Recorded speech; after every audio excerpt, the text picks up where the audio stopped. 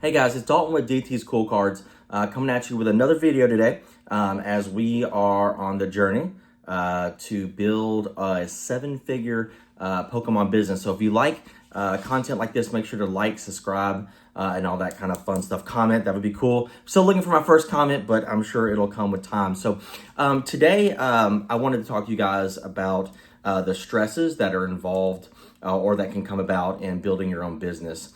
Yesterday, I had a little bit of a stressful day for myself, and I really thought, dang, it would be cool to talk about this so, people that are thinking about starting their own business or growing their own business can kind of know what to expect, at least in these three examples. There's a lot of things that add stress to building a business, or really anything when you're trying to conquer a goal or get to the next step or conquer a plateau, whatever you want to call it.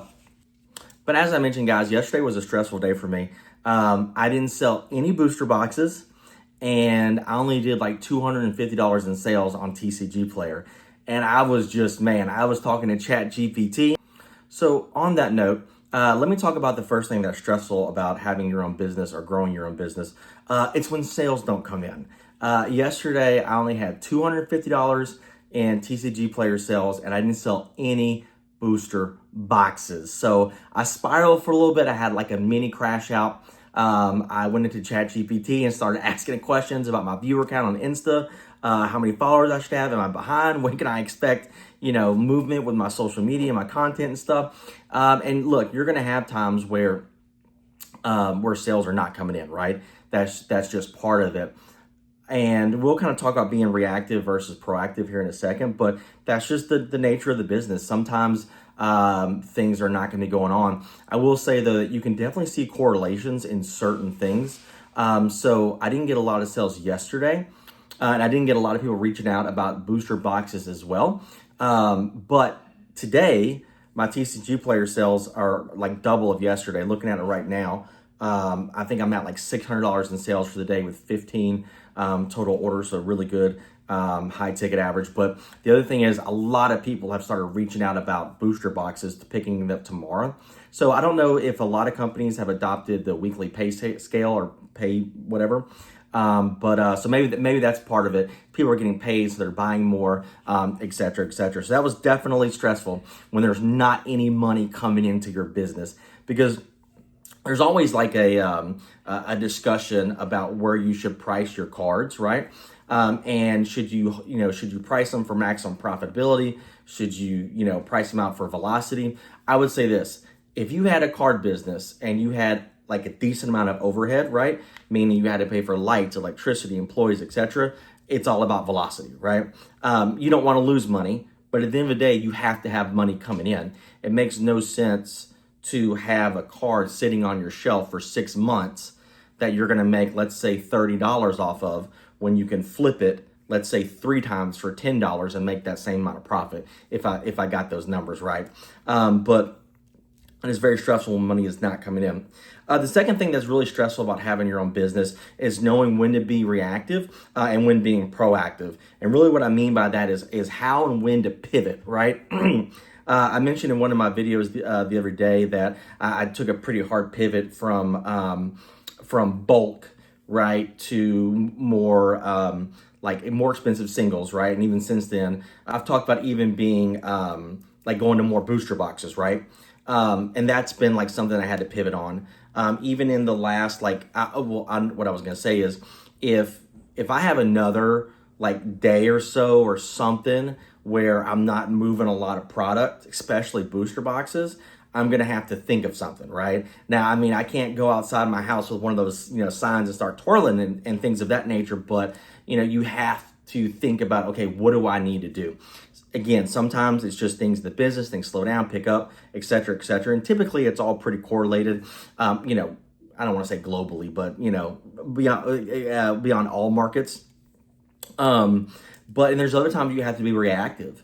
If I would have known that the prices of Mega Dream were going to go up as much as they were, I would have never bought the Glory of Team Rocket, which I still have 19 out of 20 boxes, right? And I never would have bought Inferno X, which I have 6 of 20 boxes. And the only reason that I've sold the Inferno X that I have is either I'm selling it at a loss or I'm selling it literally exactly what I paid at. So That stuff will come with time, but I really would challenge you guys on being reactive before, because eventually you'll learn, right? The business is always going to have trends. You're always going to have ebb and flows that are, we call it, well, not we, but you would call it predictability. There's always predictability in certain things. So until you learn that predictability, until you get a better understanding of it, you have to be reactive in circumstances. And the last but not least is adopting the journey over mindset, journey over destination mindset. So we're always thinking about our end goals, right? You know, we want to have $1 million business. We want to lose 20 pounds. We want to, you know, whatever, buy a house. But when you're thinking about that, okay, I want to, you know, have a $7-figure Pokemon business. Well, you don't necessarily think about, okay, to do that, I have to do X, Y, Z, A, B, C, whatever, right? Losing weight. You don't think about, okay, every day, if I'm going to lose 20 pounds, I need to lose 1 pound a day for the next 20 days. I need to eat 5,000 less calories, et cetera, et cetera. And then the last one, when it comes to buying a house, you don't think, okay, I need to save money. I need to find a good place. I need to pre-plan. I need to get pre-approved, et cetera, et cetera. So remember, guys, this is a long, long process. The biggest reason, one of the biggest reasons anyway, I was able to have a 6-figure business so quickly is I was able to inject a lot of cash into the business. It's not going to be like that for everybody. But at the end of the day, everybody has a different journey, right? And you cannot compare what you're doing versus what anybody's doing. You know, as cool as it is that I did 6 figures my first year, there is no doubt in my mind that someone's first year they did 500,000 in sales, or they did $1 million in sales, et cetera, et cetera. But that's their journey. It's not mine. And you have to be very cognizant of, okay, you know, sales weren't great this week, but I'm going to do X, Y, Z, A, B, C to make them better next week, right? And there might be 100 things, and of those 100 things, 98 of them are out of your control. But when it comes to the journey, every single day, you have to focus on those 2 things that are going to help you get to where you want to go long term. So really to recap, guys, cash not coming in, understanding how to be proactive and reactive, and then last, having a different mindset when it comes to journey over destination. And guys, look, I get it. You know, having your own business is tough. It can be very daunting. But you know, I want to say it's $800. Once you get whatever the minimum threshold is in payments for something, at that point in time, you technically have a business because you're supposed to claim the cash the money that you brought in for that. That's on you guys if you don't, but you're supposed to, right?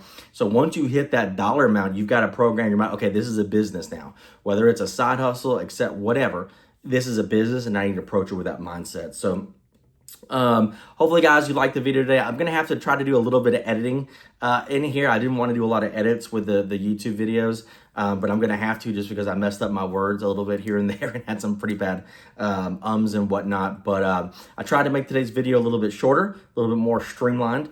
Always hit me up with questions in the comments. And please check out my Insta. I'm still waiting on my first order from my website. And when I get that order, dude, we're going to have a parade up and down the house for sure, and pop some Dr. Pepper Coke Zero bottles. But look, guys, y'all have a good one, and thanks for your time.